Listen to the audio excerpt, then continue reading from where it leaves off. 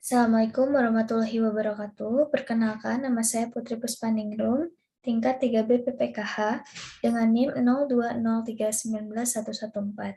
Di sini saya akan menjelaskan tentang proposal usaha yang akan saya jalankan.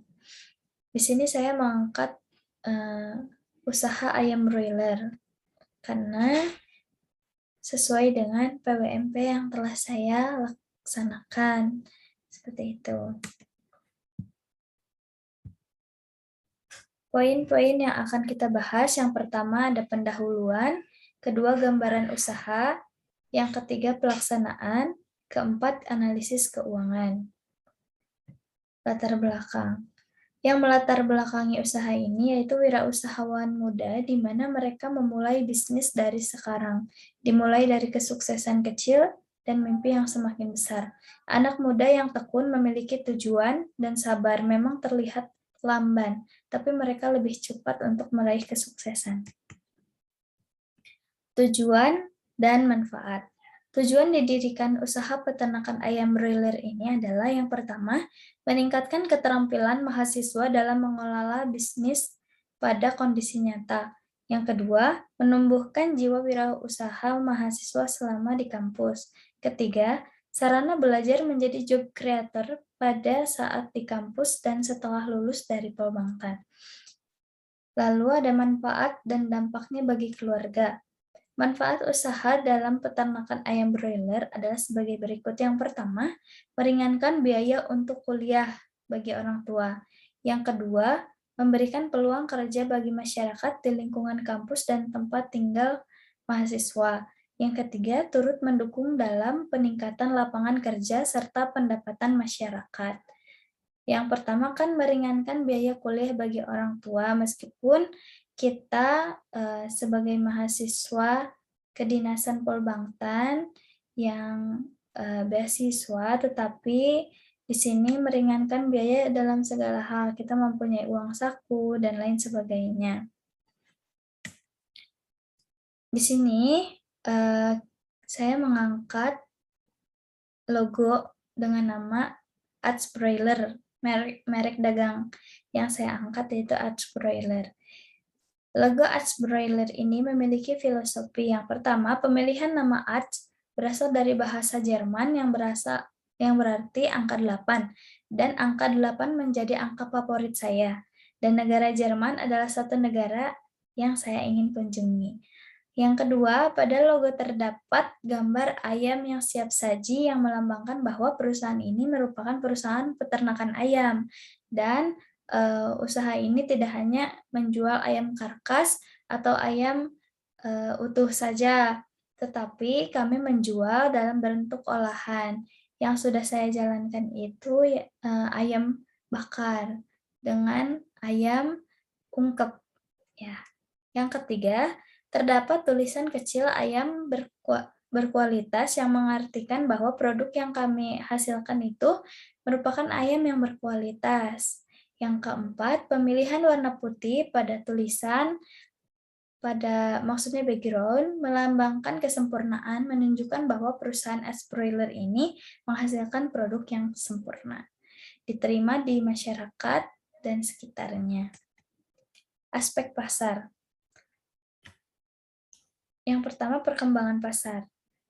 Kami menjual langsung ke tempat pemotongan ayam dan broker-broker sekitar. Yang kedua, pangsa pasar. Pangsa pasar kami yaitu perusahaan kuliner berbahan dasar daging ayam. Banyak sekarang ini waralaba-waralaba ayam goreng seperti The Top dan ayam crispy lainnya. Strategi pemasarannya, produk yang kami ajukan untuk masyarakat banyak gitu. Produk diajukan untuk masyarakat banyak, jadi semua kalangan. Dari mulai kami menjual di masyarakat, di warung, dan sebagainya seperti itu. Target pasar semua konsumen yang membutuhkan ayam, seperti orang yang sedang hajatan, yang mau hajatan, yang mau mengadakan syukuran, kami tawarkan untuk semua orang yang sedang membutuhkan ayam intinya. Segmentasi psikografis. Kami ajukan untuk pemenuhan kesehatan pangan konsumen. Segmentasi demografi untuk masyarakat berdasarkan segala usia.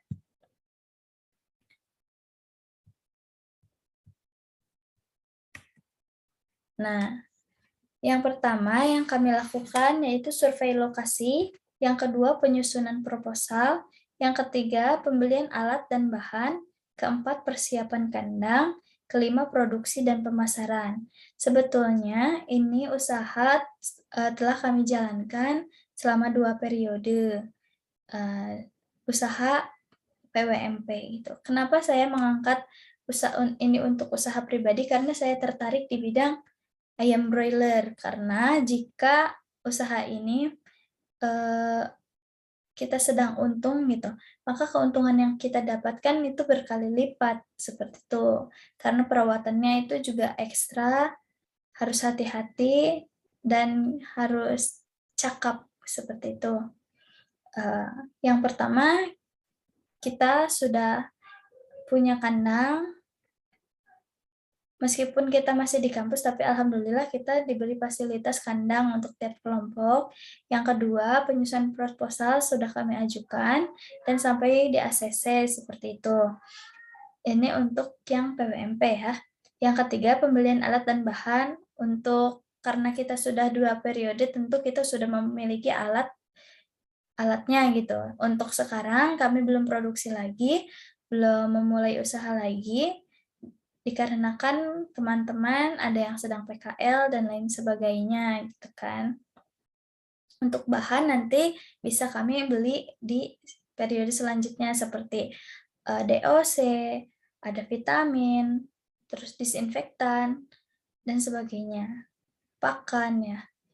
Yang keempat, persiapan kandang. Tentunya yang telah kami lakukan sebelum kita memasukkan DOC ke dalam kandang, kita harus menyiapkan kandang terlebih dahulu, supaya benar-benar ketika ayam masuk itu tidak terjangkit penyakit, gitu kan.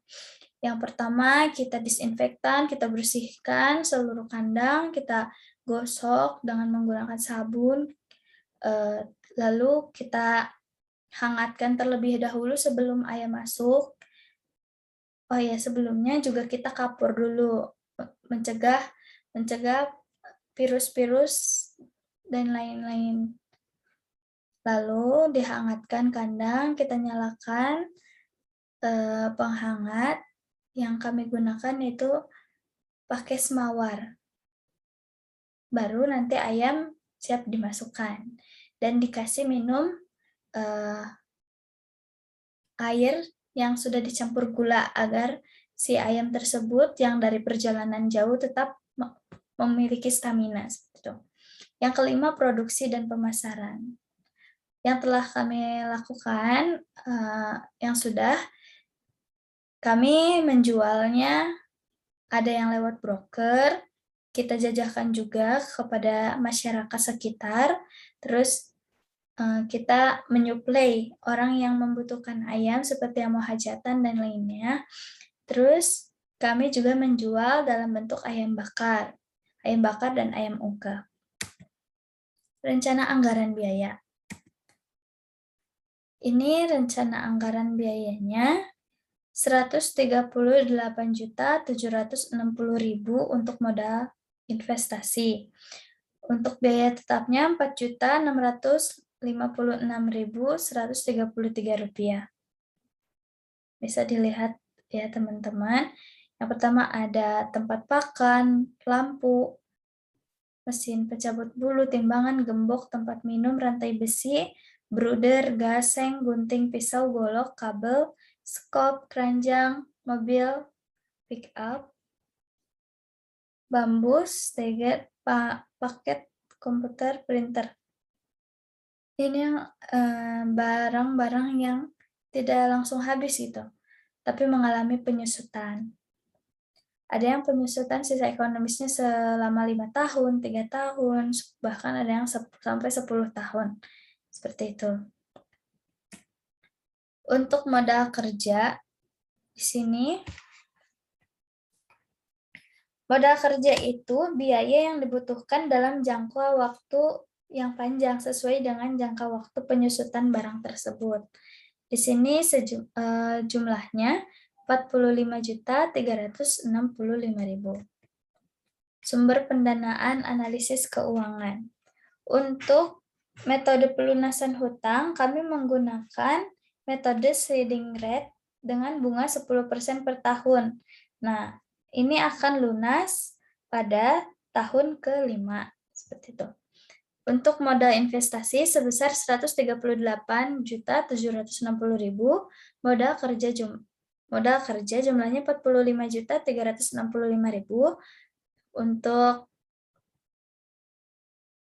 Untuk pelunasan pinjaman, seperti yang tadi saya telah katakan, menggunakan flat rate, bunga 10% per tahun. Lalu jadwal pengambilan pinjaman bank metode sliding rate, bunga yang akan dikeluarkan itu 52.627.000. Seperti itu. Jadi untuk totalnya 118.059.200 rupiah. Biaya per bulan. Biaya per bulan ini akan dikeluarkan selama satu periode. Ada DOC, pakan, obat-obatan, formades, kapur, koran, sekam, bahan bakar, gas LPG, upah tenaga kerja, listrik, air bersih, dan lain-lain. Itu senilai 24.245.000. Analisis uji kelayakan usaha. Untuk GRAS BC-nya, indikatornya 1 dan di sini 144 ya. Berarti dinyatakan layak karena lebih dari 1. Untuk net BC-nya 10%, indikatornya 1, karena ini lebih dari 1, 9.768 berarti dinyatakan layak. Untuk IRR-nya 42%, karena lebih dari 10% berarti dinyatakan layak. Seperti itu.